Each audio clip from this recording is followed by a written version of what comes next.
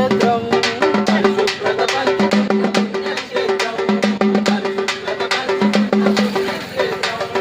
ఈ దేవుని గుళ్ళల్లో శుభ్రత పాటిస్తారు, మంచి మంచి దుస్తులతో టీవీగా ఉంటారు.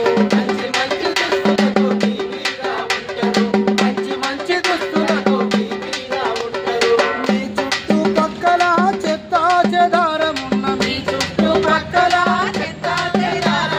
మనకెందుకులే అంటూ పట్టనట్టు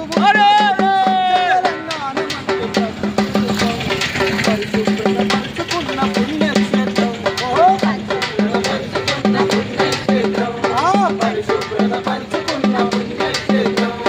రాష్ట్రానికి పరిశుభ్రత ఎంత ముఖ్యమో పరిశుభ్రత ప్రతి ఒక్క